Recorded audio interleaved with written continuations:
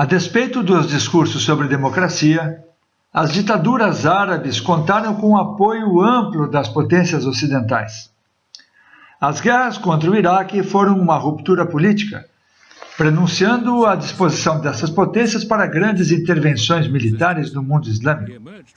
Saddam Hussein, antigo aliado, foi perseguido, capturado e acabaria condenado à morte.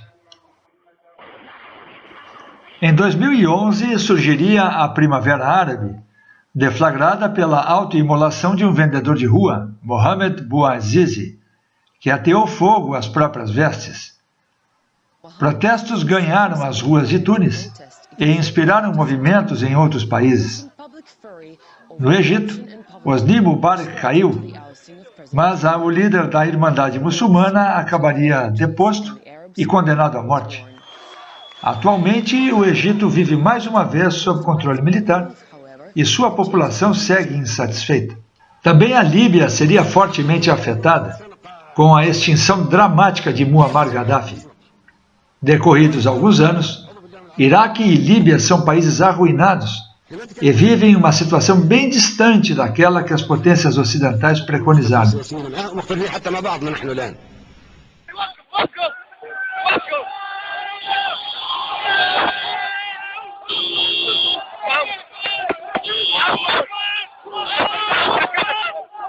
Em 2011, começou na Síria uma guerra civil que mergulhou o país numa crise sem precedentes.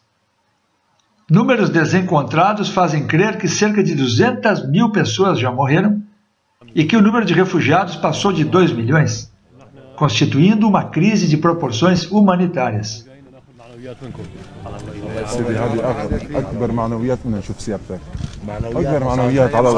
Decididas a patrocinar a deposição de Bashar al-Assad, as potências ocidentais se manifestaram abertamente.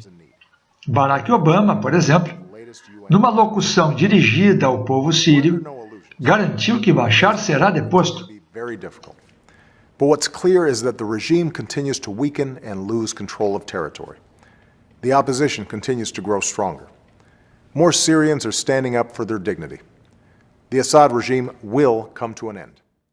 Agora estas potências emitem sinais contraditórios porque entrou na cena do conflito um novo ator, o Estado Islâmico, fazendo com que Bashar al-Assad passe, talvez, a ser considerado um mal menor.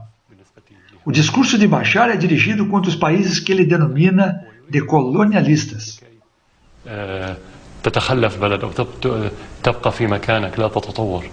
الإصلاح بالنسبة لكل هذه الدول الغربية الاستعمارية، ولا لا أقول كل الغرب، كل الدول الاستعمارية من الدول الغربية، هو فقط أن تقدم لهم كل ما يريدون، أن تقول لهم. Com uma população de mais de 20 milhões, uma área territorial próxima da área do estado do Paraná, com paisagens que incluem o pico quase sempre nevado do Monte Hermon, com seus 2.814 metros de altura, a Síria tem uma costa com extensão de cerca de 180 quilômetros no Mediterrâneo e uma questão mal resolvida com Israel, que tomou as colinas de Golã na Guerra de 1967. A área possui excelentes recursos hídricos e vem sendo ocupada por projetos de colonização israelenses. And the Israeli army pushes on and conquers the Syrian city of Quneitra, less than 70 kilometers from Syria's capital, Damascus. Only now does Israel bow to external pressures and agree to a ceasefire.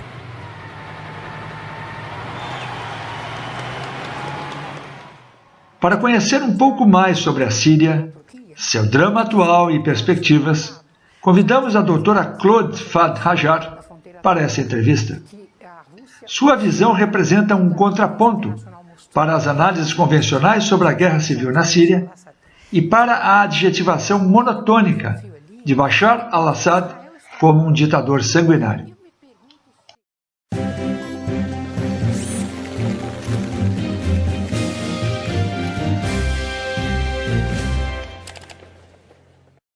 Dona Claude, antes de mais nada, muito obrigado por ter aceitado o nosso convite para gravar essa entrevista aqui em São Paulo. A senhora nasceu naquela região, mas tem a nacionalidade síria. Mas nasceu no Líbano, é isso? Nasci em Beirute, no Líbano, sou brasileira de nacionalidade. Meus pais são sírios e casei com um sírio. Sim. E a senhora, veio para o Brasil com que idade? Vim com 8 anos. 8 anos. Você já veio falando?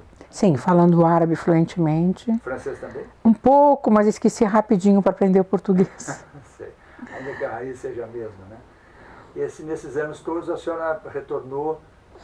Inúmeras vezes. A Síria e o Líbano, e eu sim me sinto mais agasalhada, mais aconchegada na Síria sempre. É um país que realmente gosto muito de frequentar, gosto muito de ir. E eu estive recentemente o ano passado lá. É mesmo? 2014. Em meu conflito. Estive em 2014, fiquei por uma semana na Síria e outros 14, 15 dias no Líbano. Fosse hoje, é seguro? Seguríssimo. Olha, eu viajei seguramente de Beirute.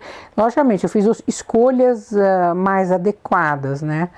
Eu, com receios, eu tomei alguns cuidados, mas viajar como todo mundo é o ideal. Você pegar um ônibus ou então pegar um carro que tenha outras pessoas junto, né? E se deslocar, não um táxi sozinha, né? Ou um carro que você aluga e leve. Não, você faz as suas opções num transporte público que é melhor, é mais seguro. E eu fui de Beirute até a cidade do meu marido, né, que é próxima de Tartus, né, Bedada. Passei a Páscoa lá com eles, a Páscoa ortodoxa. E depois de ônibus eu venho a Damasco.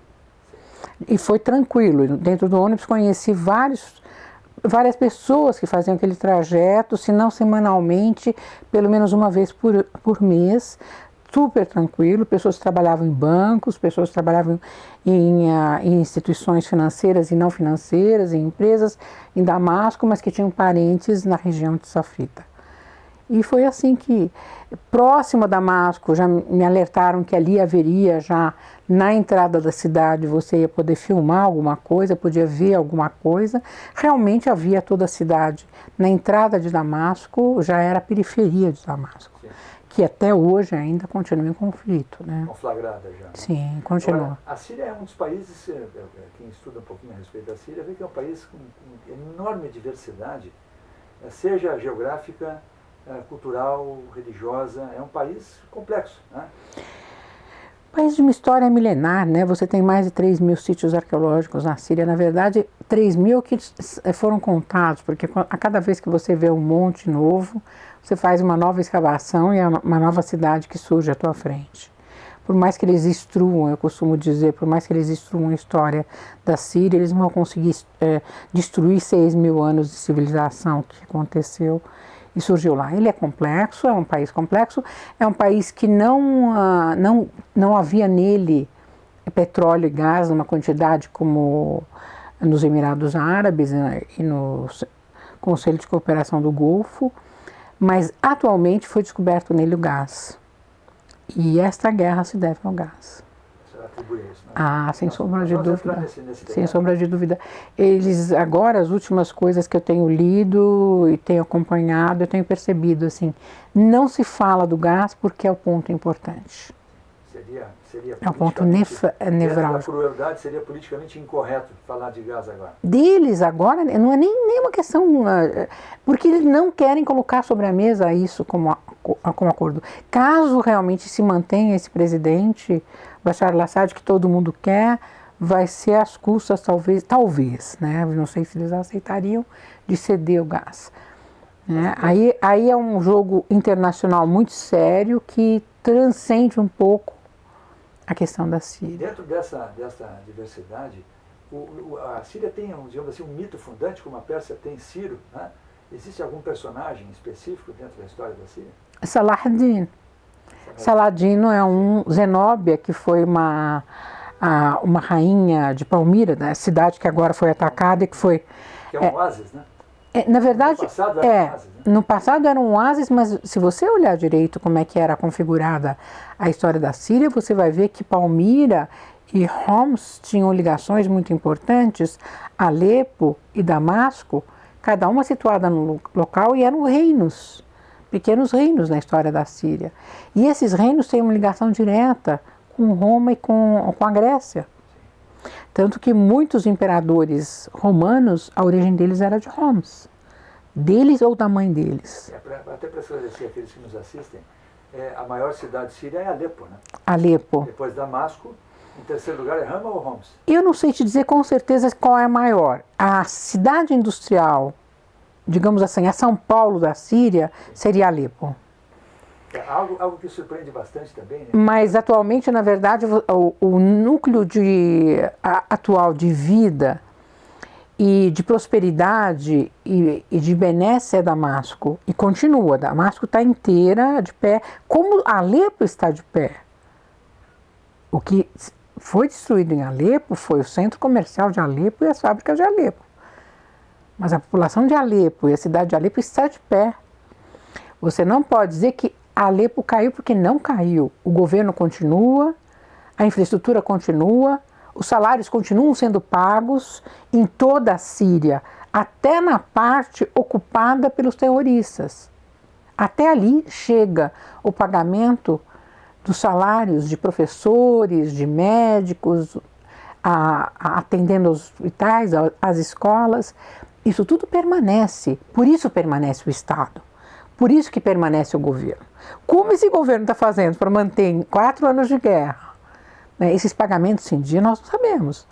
Mas estão em dia os pagamentos, os soldos, eles têm recebido todos os salários. A radiografia da economia síria mostra mais ou menos uma certa divisão, seria 25% de agropecuária, 25% industrial e 50% aproximadamente de turismo, né?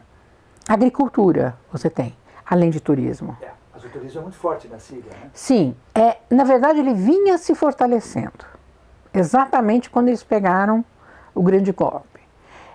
O destino da Síria seria realmente o turismo, mas o turismo só veio a se fortificar na Síria nos últimos 10, 11 anos.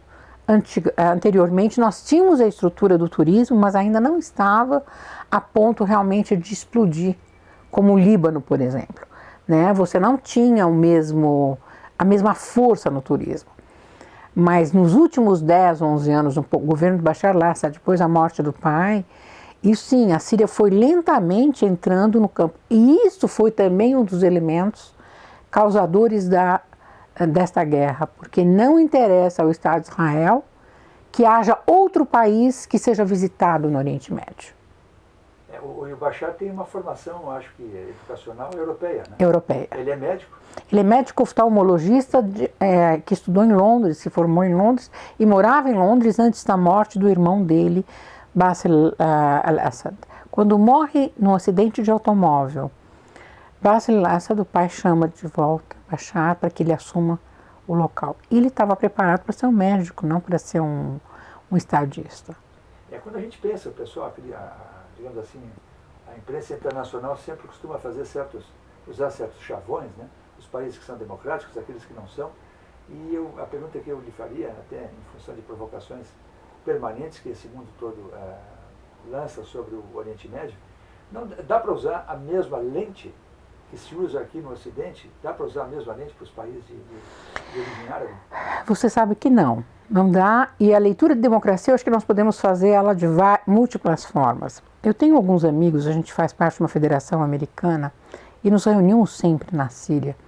Esse amigo era colombiano, ele dizia assim para mim: o lindo aqui que a gente vem para cá, existe uma estabilidade no governo. Você vem, melhoram as estradas, melhoram as condições, melhoram os hotéis, melhora a moradia, melhora a condição. Uma coisa que nós, a cada 4 anos, mudamos de presidente, nós não sentimos nos nossos países. E é verdade isso. Na verdade, você teve dentro dessa Síria de 30 anos de governo Assad, várias Sírias que foram se desenvolvendo. E a democracia sendo conquistada lentamente. E a estrutura democrática nos últimos 11 anos do período do Bashar estavam acontecendo. Só que se compreende muito que a democracia seja a abertura completa econômica. E estava acontecendo isso para facilitar o quê? A entrada de armas e de munições que estavam sendo guardadas nos subúrbios e nas entranhas da Síria. A senhora mencionou isso num programa, é uma coisa assim impressionante, que até a construção de hotéis teria subsidiado ou permitido no subsolo o acúmulo de Exatamente. Isso não é fantasioso, uma coisa... Isso não é fantasioso, isso é tudo... Nós vamos ter um momento depois da guerra em que esses arquivos vão estar sendo abertos, né? A gente tem algumas referências vindas realmente do governo da Síria e coisas que eles foram descobrindo. Agora, o que chama a atenção é que Bashar al-Assad e sua senhora jantavam com Erdogan e senhora e com o Hamad do Catar e senhora. Jantavam da Turquia. O da Turquia. E esses dois, os acordos que a Síria tinha com a Turquia eram de aproximadamente 70 acordos novos de relações. Tanto que a Turquia hoje chora porque ela perdeu, fez investimentos para turismo sírio entrar na Turquia, não refugiados. Você entende? O que acontece é que, na verdade, ele, Erdogan, querendo realmente uma liderança no mundo islâmico e querendo fazer uma irmandade muçulmana da Síria, ele apostou errado. Apesar de todos os acordos favorecerem a Síria, a Turquia e a Síria nessa abertura de trocas econômicas, ele usou a boa amizade para introduzir terroristas na Síria. Assim como o Hamad do Catar fez a mesma coisa. Então, a responsabiliza diretamente o Erdogan, a Turquia, pela inserção dos terroristas. Este governo da Turquia, né, da Irmandade Muçulmana na Turquia, sim. Não é o povo turco. E não sou eu que responsabilizo a própria Síria como país. Ela te diz, nós não temos nada, nós temos relações muito boas com o povo turco. Nós não temos com este governo da Turquia, que, aliás, ele traz a verba da presidência e do primeiro-ministro para poder financiar o que ele financia, além do dinheiro que ele recebe do Golfo, né? Para mim, ele está com os dias contados. Tomara que eu esteja certa. Agora, a Turquia, ela é uma base, digamos assim, de apoio americano, né? Sim. É um país grande, a Turquia? É um país grande. É um país grande. Pessoas com a Síria por conta dos curdos, porque a população na Síria de curdos não é pequena, né? Não, a população da Síria de curdos não é pequena, mas a Síria já deu autonomia para os curdos e aceitou que eles fizessem parte digamos assim, com documentação síria. Eles passaram a ser curdos sírios. Quem quisesse ser sírio tinha direito à cidadania, uma coisa que não tinha antes. Você tem passaporte, pode viajar? Isso existe na Síria e pode...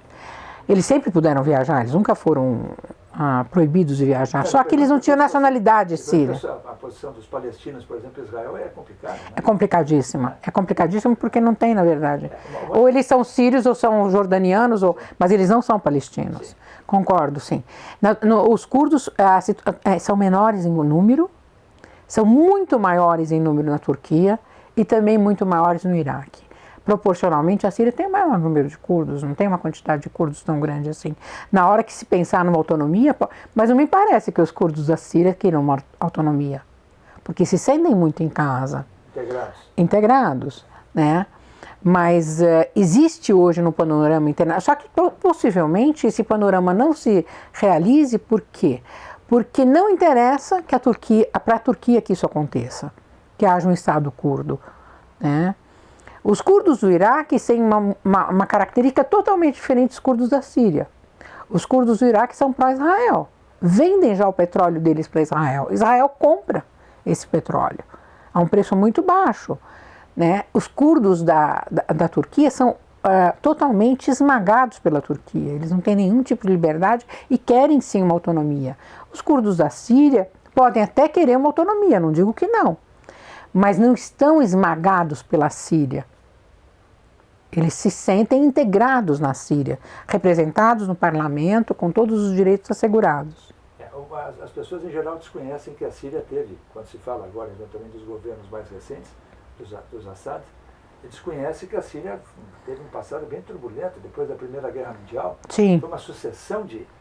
Sim, concordo com você plenamente. Dividido, né? Foi um país mandato francês, mandato inglês, a região toda Sim, era um protetorado francês. Depois de 400 anos de domínio otomano. 400 anos de domínio otomano. Uma promessa de que seria feito um país chamado o País Árabe, né, a Síria, a Grande Síria, etc., que não foi realizado pelo Faisal na época da Primeira Guerra Mundial. os britânicos prometeram e não cumpriram, para o Faisal mesmo, né? Aí colocaram que seria um rei da região, não foi dado essa prerrogativa, aqueles pedaços de terra foram divididos entre a Grã-Bretanha e a França. Ou seja, a Síria era muito maior. Muito maior. E foi o protetorado franco-britânico que governou ali até que veio a independência da Síria. Quando veio a independência da Síria, depois da Segunda Guerra Mundial, né, a independência da Síria vai em uma cadeia. Vai acontecer o Líbano, a Síria, acontece a partilha da Palestina em 48, tudo mais ou menos na mesma época. A criação da ONU, a criação da Liga Árabe, é mais ou menos no mesmo corte. Você tem um corte histórico ali que cria um novo panorama novo, mas um panorama feito à régua, né, não respeitando os limites naturais daquele povo. E aí começam todas as conflagrações dentro da Síria. Vamos falar da Síria como Síria. Antes do governo Assad, que começou em 70, nós tivemos, num período de menos de 4 anos, não sei quantas revoluções dentro da Síria. Nós não conseguimos ter um governante. Até que veio o partido Baas e o presidente Assad e assumiram o poder. Com mão de ferro, sem dúvida, porque você não coloca em ordem a casa sem mão de ferro. Você não coloca em nenhum lugar do mundo. Não venha dizer que se ele tivesse... Porque os outros não conseguiram anteriormente, né? Ele conseguiu pôr ordem na casa e lentamente foi abrindo. Lentamente foi abrindo, lentamente foi abrindo, né? A Síria que eu conheci, a Síria que foi de 77 em diante, 1977 em diante, é uma Síria que a cada dia me espantava mais. A cada dia ela tinha carros mais bonitos, mais luxuosos, mais regalias, o povo ia florescendo, ficando cada dia mais bonito, as universidades realmente florescendo, com uma juventude linda toda estudando, com condições de você optar por uma universidade, ela paga pelo governo, a obrigatoriedade no ensino, né, que era obrigatório até o primário completo para todos, né, e o ginásio era optativo, a universidade era optativa, mas gratuita.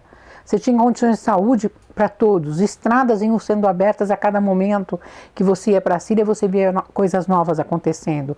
A franca seção, os serviços, em franca seção também o fundo para a lavoura que o agricultor precisava.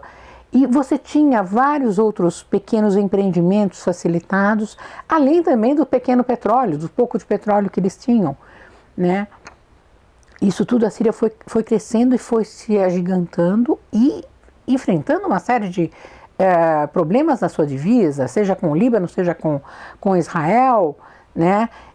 Mas sempre tendo realmente pagar soldos para os soldados, porque era uma situação em que ela tinha na fronteira um inimigo e ela tinha que investir em armas, e investiu por muitos anos em armas, né? A partir daí morre o presidente Assad pai, vem Bashar al-Assad. Esse investimento em armamentos teve digamos assim, um acordo muito forte com a União Soviética. Sim, era a União Soviética que ajudava realmente a repor, né? Mas eles não deixavam de comprar de outros lugares, compravam de outros lugares também, né? Eu acho que a impressão que o Irã também fornecia alguma coisa em armas, talvez a própria China, né? Porque o parque industrial da Síria, você percebe que está muito mais ligado para a Eurásia do que está ligado para o Ocidente, porque o Ocidente, de alguma forma, privilegiou Israel, escolheu Israel e o Golfo para investir nesses países. Na verdade, o Ocidente privilegiou os interesses dele, não a população, porque a grande população de sírios e libaneses gosta do Ocidente, mas o Ocidente não estava muito ligado a essa população, apesar de tê-los nos seus países, seja nos Estados Unidos, seja aqui no Brasil, seja na Europa, né? Em nenhum momento se deu atenção, ou qualquer mídia mostra uma universidade da Síria, ou um sítio arqueológico da Síria, ou como é o centro de pesquisa dentro de Damasco, ou dentro de Alepo, ou dentro de Latáquia, ou como é que é um porto da Síria. Nunca isso é mostrado, sempre é mostrada a parte mais degradada. Isso não só da Síria. Isso no Iraque é a mesma coisa. O que você vê não são os bons interpessoas, de respeito mútuo entre países, onde se respeita a autonomia e a soberania destes países, é impossível. A hegemonia americana quer dominar tudo. Tentou dominar a Rússia e parece que está quebrando a cara. Por eles dominariam a China e estão quebrando a cara. Não sei até quando eles vão conseguir, na verdade, os anglo-saxões, dominar a economia mundial através de bancos falidos dentro dos Estados Unidos. Você me fala de democracia? Eu não me sinto numa democracia quando eu estou subjugada pelos bancos. Eu não me sinto numa democracia quando eu sou refém do cartão de crédito. Eu me sinto muito mais numa democracia quando eu lido com dinheiro diretamente. Quando eu criei um sistema em que eu sou obrigada a não andar com dinheiro, mas andar com um cartãozinho de plástico, achando que é o máximo, né? E para aliviar minha angústia, eu vou fazer compras com esse cartão. Então eu sou, na verdade, refém de um sistema que se diz democrático e não está muito preocupado comigo. Como é que funcionam os bancos na Síria? Porque no Irã, em particular, os bancos não podem cobrar juros, né? Na Síria funciona no... Não, eles cobram juros sim. O sistema bancário é um sistema bancário moderno, né? Exatamente o sistema bancário abriu nos últimos 11 anos, antes da guerra. Isso tem 15 anos que está mais aberto o sistema bancário da Síria, né? Os salários são depositados em caixas eletrônicos, os funcionários recebem esses salários via cartão de plástico, igualzinho. E por isso eu acho que depois dessa guerra nós vamos ter uma outra Síria. Com certeza. É um outro Oriente Médio, com certeza. Aquela natureza, o estado natural das coisas vai mudar. Fundamentalmente, eu não sei se o que nós achávamos que era lindo lá continuará lindo. Eu sei que é um tema bastante espinhoso, do ponto de vista internacional mesmo, aqui do Brasil, mas a criação do Estado de Israel, em 48, né, com o apoio, na verdade, a gestação na ONU, apoio do próprio Oswaldo Aranha, teria sido, digamos assim, teria gerado toda essa confusão ou o mundo teria os seus percalços por interesses de qualquer maneira? Eu não sei se foi só, mas vamos dizer que é um dos pontos fundantes, né? Sem dúvida. O povo judeu queria ter um local para morar. Eu não entendo por que, como é uma religião e não um Estado, ele precisa de um local para mudar, já que ele morava na Europa e era muito querido na Europa. Hoje eu vejo a maior parte dos judeus não querendo voltar para Israel. Hoje eles forçam a barra para habitar esse espaço, e, quer dizer, tirar os palestinos de lá e colocar um povo judeu lá, sendo que as pessoas não são muito felizes estando em Israel. Hoje ela aumentou a população dela? Aumentou. Mas a troco do quê? Pegou um pouco da União Soviética, um pouco da Europa, um pouco da África, um pouco do Brasil, sei lá se foi judeu do Brasil para lá, eu acho. A maior parte não queria ir para lá. Mas fundaram o Estado de Israel, fizeram dele um polo. E, sem sombra de dúvida, foi uma coisa que foi quebrando, pelo menos, a autoestima muito dos jovens árabes. Eu não sei se isso era necessário. Eu não sei se era importante. Assim como eu não sei se era importante a Segunda Guerra Mundial, que a gente acaba de saber que foi feita e forçada pelo grupo de bancos do Morgan e Rothschild e Rockefeller, associados. Será que essa Segunda Guerra Mundial tinha qual objetivo? Se hoje o objetivo da guerra é um novo Oriente Médio, ali era uma nova Europa e ela sob domínio americano? Eu questiono hoje todas essas questões a troco do quê? Quem colocou Hitler foi o mesmo que colocou Roosevelt. Mas essa armação, digamos assim, levar a humanidade à Segunda Guerra Mundial, isso a senhora detectou digamos assim, esse complô, digamos assim, para... Você vai encontrar ele hoje na Rede Voltaire, se você ler os artigos de hoje, aliás, no Oriente Mídia, do qual eu sou editora, né, você também vai ver esse artigo replicado. Vai te falar sobre a Segunda Guerra Mundial e o complô dos bancos. Você tem esses materiais por quê? Porque o Banco da Inglaterra liberou os materiais. Esse material já está liberado para pesquisa. Você pode buscar ele. Mas já tem algumas pessoas escrevendo sobre isso mais profundamente.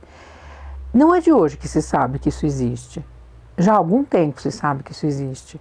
Que existe um domínio de Wall Street, junto com os Estados Unidos e com os judeus americanos, para dominar. Seja a Europa, seja a Rússia, na verdade, a Segunda Guerra Mundial servia para destruir a Rússia. A ideia não era destruir o que destruiu da própria Europa, mas é transformar a Europa em vassalo americano. E é o que está acontecendo. O que é uma União Europeia hoje? Os países que não têm nenhuma significância, eles continuam sem significância nenhuma, pelo contrário, eles alimentam os grandes. Está que nem a lei do mar. O peixinho pequeno alimenta o peixe grande. E se um de nós não consegue ser um peixe grande, ele vai ser comido.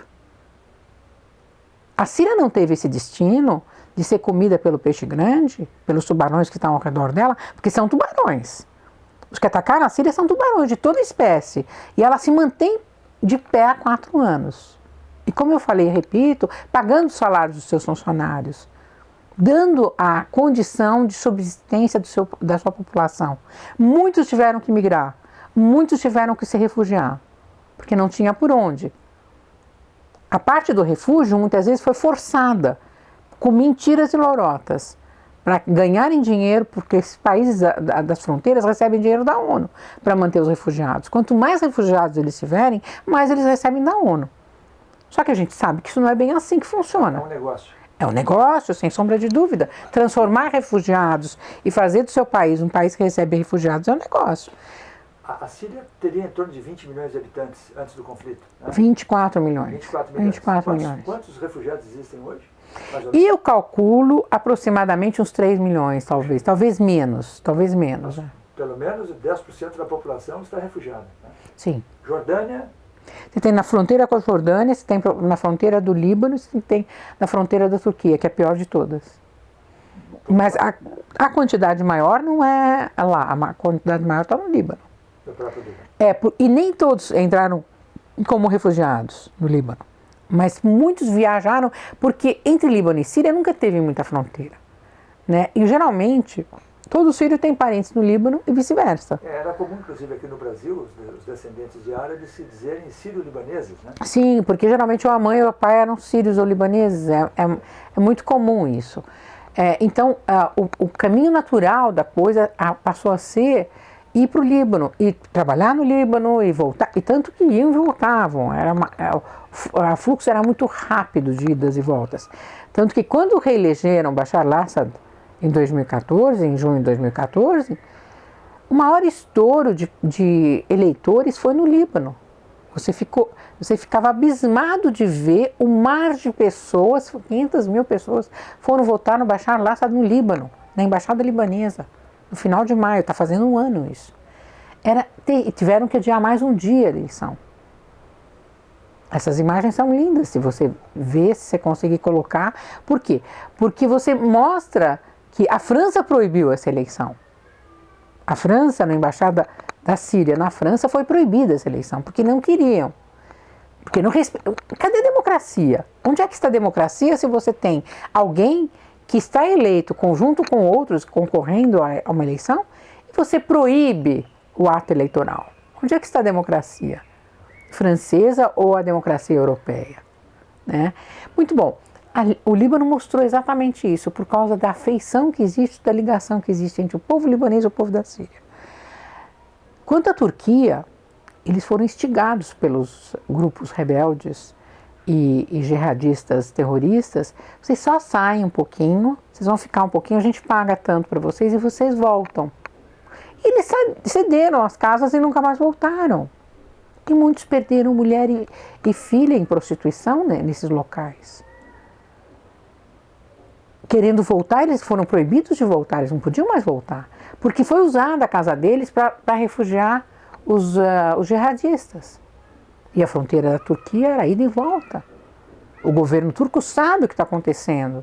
Quantos mísseis entraram, quantas baionetas entraram, quantas armas entraram, que tipo de caminhões. E o governo turco sabe que 1.500 fábricas de Alepo foram vendidas e passadas pela fronteira turca e transportadas para a Turquia. A destruição do parque industrial de Alepo foi feita via Turquia. Eles sabem disso.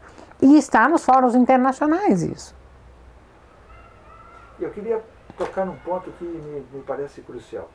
A senhora resgata do terreno do mito, a senhora resgata aquelas coisas, as teorias conspiratórias, a senhora menciona com alguma frequência o grupo Bilderberg. né? Isso foi na entrevista Sim, do Canal Livre. do Canal Livre. Da Bandeirantes. Sim, eu não acho que são... Primeiro que não são mitos. O grupo Bilderberg tem se reunido anualmente em junho de cada ano. Procure que você vai achar. Não sou eu só. Sim, não, lógico. A Rede Voltaire também publicou um artigo sobre isso. Ele não é de hoje, não é de hoje. Você pode buscar esse tipo de informação, que existe sim um grupo de pessoas. Você tem o grupo de Roma, você tem o grupo dos 300, você tem o Bilderberg. São vários grupos e subgrupos das finanças internacionais que se unem para de alguma forma ver como é que eles vão funcionar no mundo. Eu não trago nada de novo nessa questão, sim. em absoluto. E nem acho que, de alguma forma, eu quero atrair mais a popularidade, porque as pessoas acham que é interessante saber o que tem nas entradas. Se nós podemos procurar nos livros o que tem, não podemos procurar na imprensa internacional o que tem. Mas na imprensa internacional sai sim. Vai sair Davos, muito mais do que o Bilderberg, né? Porque ele é muito mais sigiloso do que Davos, né? Mas é o mesmo grupo. Provavelmente você vai encontrar os mesmos personagens dos dois encontros, né? E o que eles fazem? Eu te garanto que eles não estão tricotando ali, né? Nem contando piadinha, estão querendo saber como é que vão as finanças do mundo e como é que eles podem dominar mais os países mais fracos. Nunca ajudar a desenvolver um país fraco. Eles têm a fórmula, eles têm a condição, e eles hoje têm o dinheiro, né? Por isso que eu respeito muito o governo do meu país, porque está tentando, de alguma forma, junto com os BRICS, Rússia, China, Índia, África do Sul e Brasil, a sair um pouco deste domínio. Eu só posso respeitar esse país que está tentando ficar de pé e não quer vender uma Petrobras para o Jorge Soros que quer comprá-la. Eu só posso respeitar um país como este, entende, que está dizendo não a essa alavanche, com toda a pressão que deve estar tendo, sem sombra de dúvida. A nossa presidência sabe disso. A presidenta Dilma sabe perfeitamente toda a pressão que está sentindo, porque ela está sentindo, não sou eu. Mas a gente pressupõe que está acontecendo. Porque depois que aconteceu em julho passado, com o fechamento das Olimpíadas aqui no Brasil, e a reunião de Fortaleza, que é a reunião dos BRICS de Fortaleza, quase mataram o Putin quando ele estava voltando para a Rússia, com a queda de um avião, que seria o dele e não era o dele. O Putin se recolheu hoje, mas não se recolheu totalmente. É uma batalha. Ele vai voltar, está voltando, muito mais fortalecido. Existe sim uma luta por trás dos bastidores, né? E é uma luta econômica, é uma luta política, é uma luta pela Eurásia, pela Rota da Seda. Quem é que vai ficar com gás, quem é que vai ficar com petróleo, quem é que vai ficar com os melhores investimentos? E a Síria está no meio do caminho. A Síria está no meio do caminho. Agora, essa luta, quando se fala dos grupos, essa luta, de certa forma, desmoraliza ou reduz o papel de uma ONU e mesmo dos governos, né? Mas a ONU estava a serviço da Europa, meu querido. A ONU nunca esteve a serviço dos países. É um faz de conta. E custa muito caro. Serve para você ter ONGs, né, reconhecidas pela ONU, né, a Unesco, a Patrimônio da Humanidade. Tudo bem, mas quem é que cuida? Sabe? A ONU virou uma piada. Não diz respeito à ONU, o Conselho de Segurança está ali sim, está existindo a ONU, mas sem a força. Se a força está com capital e ela tem 195 países que não têm capital, você tira os países que têm capital, eles que mandam na ONU. Doutora Claude, por que a ONU não consegue fazer com que Israel respeite as suas determinações? É uma boa pergunta, gostei dessa. Nós vamos mandar essa pergunta para a ONU. Por que será que não? Porque existem países que são marginais. Israel é um deles. Um país marginal que não aceita a lei internacional é um país que realmente, criado pela ONU e que não respeita a determinação da ONU. Como é que se pode respeitar um organismo que permite que tal coisa aconteça? Que permite que um povo que pela partilha da ONU deveria ter um Estado, não consegue ter o Estado dele. Doutora Claude, lá atrás, bem lá atrás, quando da criação do Estado de Israel, claro que agora, com o correr dos anos, se sabe tudo o que aconteceu, mas teria sido pragmaticamente melhor aceitar os termos então daquela época, não contestar, não lutar, não abrir fogo contra Israel? Teria sido vantajoso para o povo árabe? Sim, hoje pensando no retroativo, eu diria que sim, se não tivesse sido aceito a partilha de Israel naquela época, mas que na verdade era uma coisa que até as oposições foram trabalhadas. Até as oposições. O massacre de Deir Yassin foi a tentativa. Israel em nenhum momento queria dar um Estado. Por isso, na verdade, Israel fez o possível para não dar o Estado. Ela retroalimentou a oposição com o Estado da Palestina. Como agora ela não quer dar um Estado. Eles vão ter que depor o Netanyahu para poder fazer um Estado. Eles não vão conseguir dar um Estado com o Netanyahu no poder. Ele acabou de ser reeleito, dizendo que não vai ter um Estado. O Vaticano diz, não, nós precisamos de um Estado. Escreve pela primeira vez Estado da Palestina. Um Estado, como o Estado de Israel, é um Estado pária quando resolve ter uma bomba nuclear no meio de países que não têm bomba nuclear.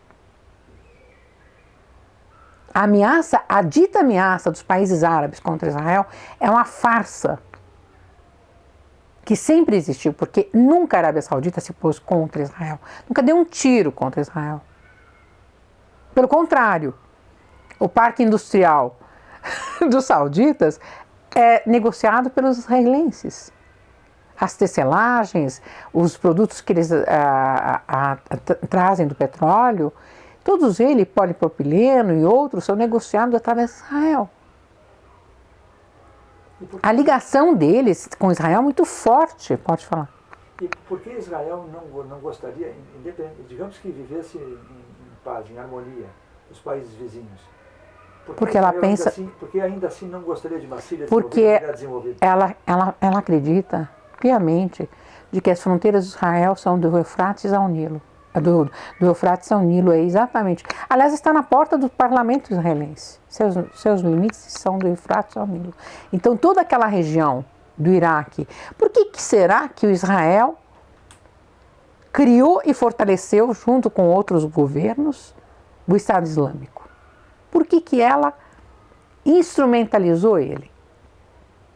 A senhora atribui nitidamente... Eu atribuo, não. Também vou te dizer que agora foi morto o chefe Bagdadi e parece que está com morte clínica, parece que não morreu ainda. Foi operado em hospitais israelenses por médicos israelenses em Mossul e foi transportado para o Golã. E morreu no hospital israelense a troco. Por quê? Por quê? Se ele não faz parte do Mossad, por que ele seria protegido? Os jipes que Israel comprou do Japão passaram pela fronteira da Jordânia a caminho do Estado Islâmico. Aqueles jipes novos, maravilhosos, Toyota. Ora, é só rastrear. Nós temos drones para quê? Hoje todo o material que sai tem um chip. Se você rastrear o chip, você sabe quem comprou, como, e onde e para onde foi. Se quiser, rastreia. Agora, não interessa ninguém rastrear. Aí vai os Estados Unidos, faz a coalizão, ataca e mata algum e começa toda a mídia. Porque Estados Unidos conseguiram coalizão, não sei o que, atacar e matar o segundo homem do grupo islâmico. Para justificar toda a coalizão e todo o dinheiro gasto, né, para atacar um grupo formado por eles mesmos. Formado por eles mesmos e treinado por eles mesmos nas fronteiras da Jordânia. Todos sabemos disso. Isso está na imprensa libanesa, síria. Não é atribuir aos Estados Unidos isso. Isso é uma realidade. E depois nós não podemos achar que a coisa é linear. Porque o serviço secreto de um país lutam contra o serviço secreto. O Mossad trabalha contra os Estados Unidos trabalham contra o Mossad. A CIA trabalha com e contra. Então, nós não somos governados pelos nossos executivos, nós somos governados pelo serviço secreto do mundo. E este joga sujo. O serviço secreto do mundo joga com droga, joga com bomba atômica, vende urânio, compra urânio.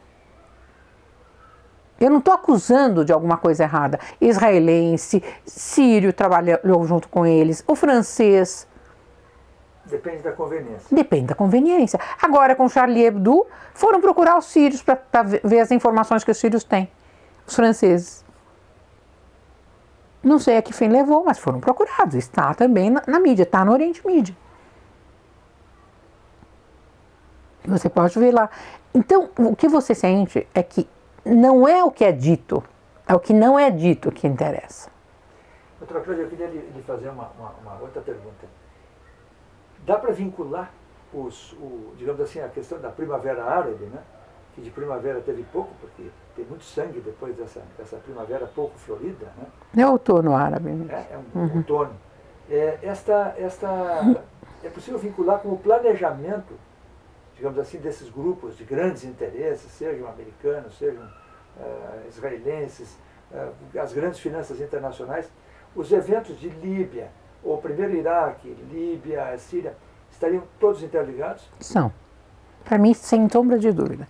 Porque a oposição síria ela começa a ser gestada nos Estados Unidos pelo CFR, Consul Foreign Relations. E ela começa. Exatamente. E é um grupo de think tanks que eles começam a olhar esse, aquele. E como existem muitos sírios morando nos Estados Unidos, eles pegavam essas pessoas, né, e juntavam. Tentaram juntar pela primeira vez em 2003. Compositores a primeira reunião deles foi em 2003. Aí depois, em seguida, 2005, 2006, e aí foi com grandes financiamentos. Então você tem eles se reunindo nos Estados Unidos, com a base deles na Turquia, com outra base em Londres, financiados através de um grupo da Holanda. Olha, tem uns artigos aí que falam sobre como é que funcionam esses grupos. Você morre de rir como é que funciona. Porque toma-se uma decisão aqui que de alguma forma está vinculada a um congresso que vai acontecer acolá, com o lançamento de um livro acolá, que tem tudo a ver com... E quando você vai ver, os financiamentos passeiam pelo mundo porque interessa a grandes finanças. Então, a tua resposta está dada. Sim, as grandes finanças estão por trás disso, né? E financiam essas ONGs. Com a criação das ONGs, foi se colocando dentro do mundo árabe, e muitos dentro da Síria, dentro do Líbano, eles faziam um braço dessas ONGs lá dentro, né? Pagavam estudos, pagavam formação, né? Muitas pessoas que a gente conhece hoje dizem, eu fui procurada por uma ONG que queria me pagar tal coisa para que eu fizesse um trabalho aqui para saber de como é que está o jovem da Síria e queriam jovens da Síria que iam estudar fora e essas ONGs funcionavam mais ou menos assim. Então, para mim, foi orquestrado, sim, e foi orquestrado por causa da questão do Estado palestino. Porque, se você lembrar as datas muito bem, o nosso presidente Lula, antes de entregar o mandato dele para Dilma, em dezembro de 2010, ele reconhece a necessidade de um Estado palestino. Foi o primeiro mandatário no mundo a fazer isso. E em seguida vieram todos os outros da América do Sul, que foram numa cadeia, isso em dezembro. Dezembro de 2010 é quando acontece o flagelo de Tunis. E se dá o primeiro start em Tunis, em 18 de dezembro. 18 de janeiro já está todo mundo amontoado na Praça Tahrir, no Egito.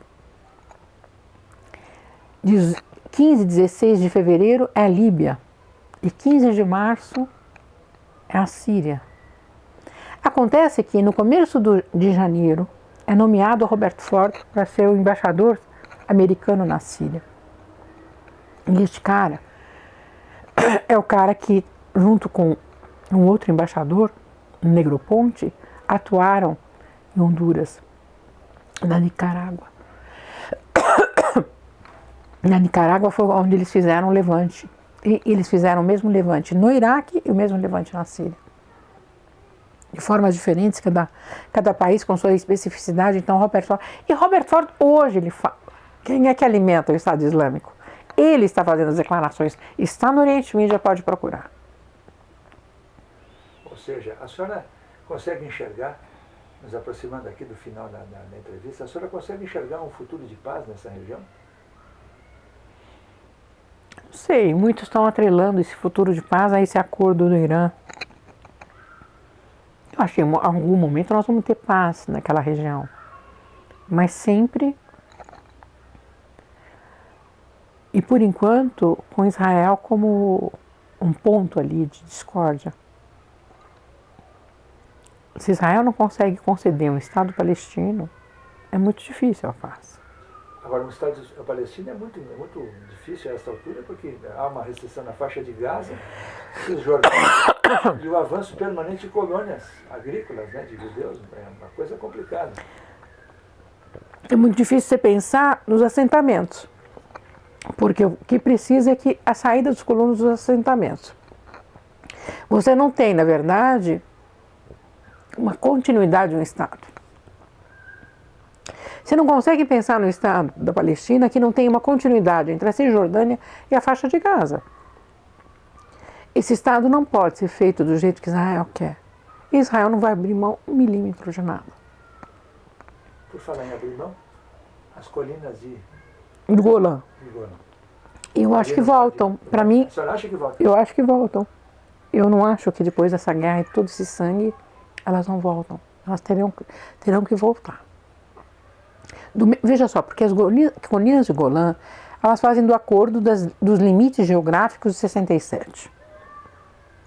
Quando falamos um Estado palestino com os limites de 67, que é o que pode ser aceito, voltam as colinas de Golã. As colinas, elas chegam até o mar de Tiberíades? Né? Você sabe que eu não sei direito? Eu não vou te responder alguma coisa que eu não... Acho que sim. É. Mas é um território admirado, evidentemente, pela Síria, né? Sim, lógico. As colinas de Golã têm uma população síria imensa ali dentro. É que hoje o judeu acha que é dele, e não é, na verdade é Síria e continua Síria e se levanta a favor da Síria toda vez que tem qualquer movimento ali na fronteira. As colinas de Golã voltam, sim. Veja só, se Israel quer viver em paz com seus vizinhos, isso depende deles. Eu duvido. Não me parece que queiram. Não são pessoas que saibam dividir, porque se soubessem dividir não teriam saído da Europa. Se soubessem dividir não teriam imigrado para a Palestina. Se soubessem dividir, estariam dividindo dentro da Palestina histórica. Não sabem dividir. Infelizmente, é um povo que não sabe dividir. É um povo que não sabe viver em paz com o outro. É essa a característica do Estado judeu. Com todo respeito a todos os judeus que eu tenho de amigos e outros que foram meus pacientes dentro da minha clínica, eu te falo francamente, deveriam repensar essa pertinência judaica, porque uma religião não pode obrigar as pessoas a viver do jeito que vivem e a segregar o povo palestino como querem segregar com muros altíssimos e a roubar as terras dos palestinos como estão roubando, para dar para colonos que não são produtivos. Estão tirando pessoas produtivas do meio delas para dar para colonos que são simplesmente pessoas que vivem com o dinheiro do Estado judeu. O Estado de Israel não consegue mais sobreviver, porque ele tem pessoas são párias, que não produzem, são improdutivos.